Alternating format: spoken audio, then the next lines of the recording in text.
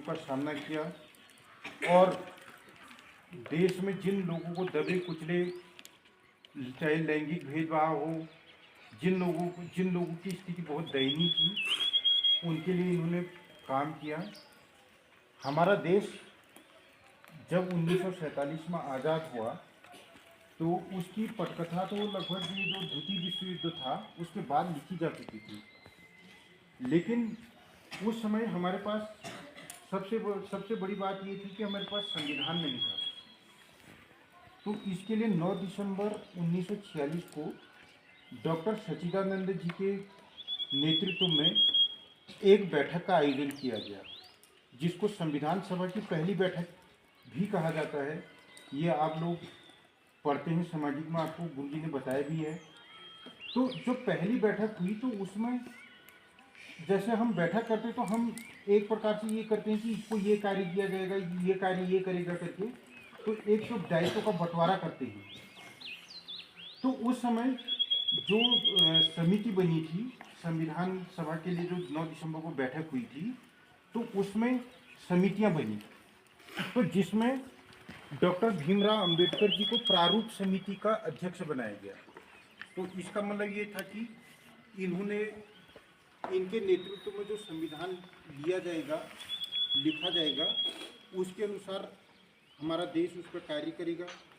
तो इन्होंने, जैसा आपको पता ही है कि हमारा संविधान जो है एक लिखित संविधान है, जो कि कई देशों के कई चीज़ें, जैसे ये क्या कहते हैं, मौलिक अधिकार हैं, कर्तव्य हैं या नीति निर्देशक तत्व हैं, ये जो भी हैं ये कुछ विदेशों से भी, विदेशी संविधानों की भी नकल से लिए गए हैं।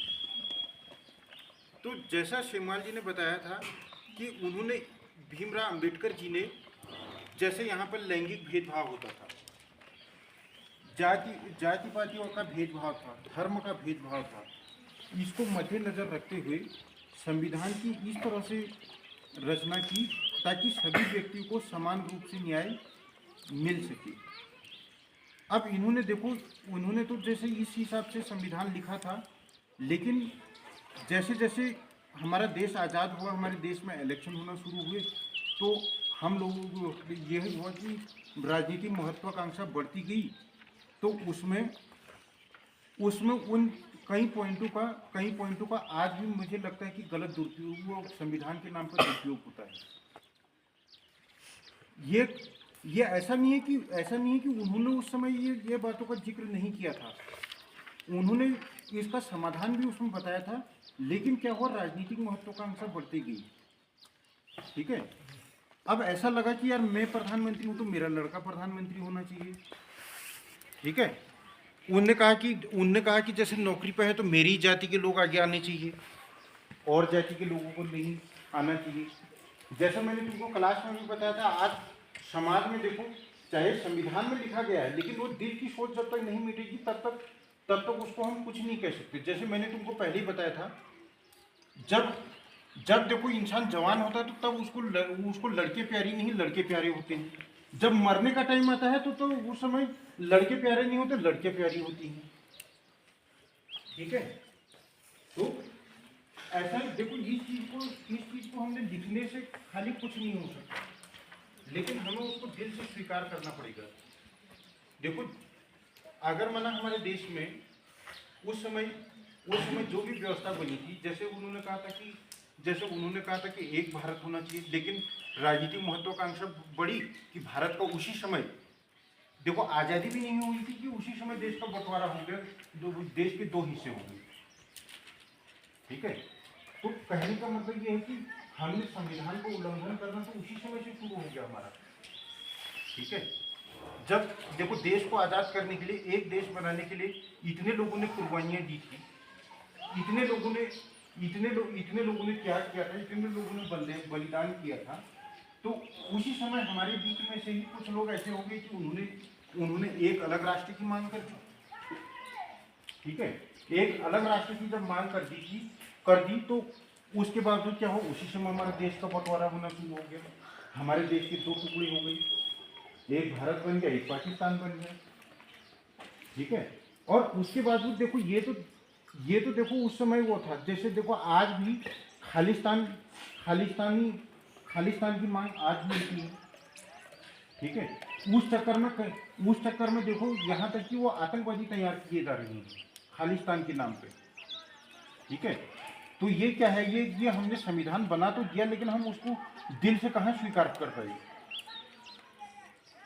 ठीक है। तो किसी चीज को देखो करने से, अब जैसे मैंने संविधान तो लिख दिया, उसमें नियम कानून तो लिख दिए, ठीक है।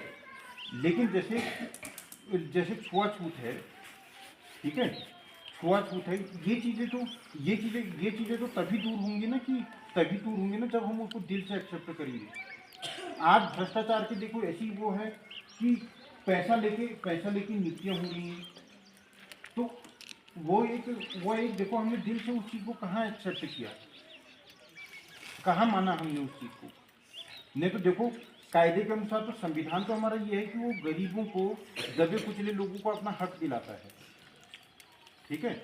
लेकिन आज जैसे मानो मैं पद पर बैठा हूँ, तो मेरे विभाग में भर्तियाँ आ रही हैं, तो मैंने पहले ही मानो 100 पद आ रहे हैं, तो 50 लोगों से पैसे लेके अपने जेब में रख दिए, तो 50 लोगों की मैंने रियल भर्ती कर दी, 50 लोगों को मैंने पैसे लेके उनको नियुक्त कर दिया। तो वहाँ पे देखो जो योग्य थे, ठीक है, गरीब वर्ग के लोग थे जो तैयारी कर रहे थे, ठीक है, मेहनत कर रहे थे, तो उनको कहाँ से उनको मैंने कहाँ से न्याय दिया, जबकि हमारा संविधान तो हमें ये सिखाता है कि गरीबों के साथ न्याय करो, सबके साथ समान व्यवहार करो। लेकिन वो समान व्यवहार कहाँ से रह गया, लता तो वो समान व्यवहार रह गया करके, ठीक है। तो हमें इस संविधान को, मेरा कहने का मतलब यही है कि जो देखो ये संविधान समिति ने जो मेहनत करके लिखा है, देखो इसमें उन्होंने 2 साल 11 माह 18 दिन की जो कड़ी मेहनत के बावजूद पता नहीं कितने देशों के संविधानों का उन्होंने अध्ययन किया, ठीक है। कैसी देखो उन्होंने ज़मीन पे जाके सर्वे किया होगा कि कौन सी समस्या यहाँ पे ज़्यादा है, ठीक है।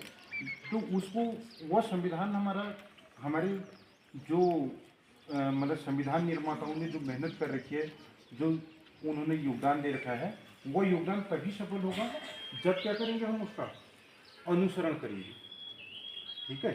ज़्यादा न कहते हुए मैं अपनी वाणी को विराम देता हूँ। बहुत बहुत धन्यवाद।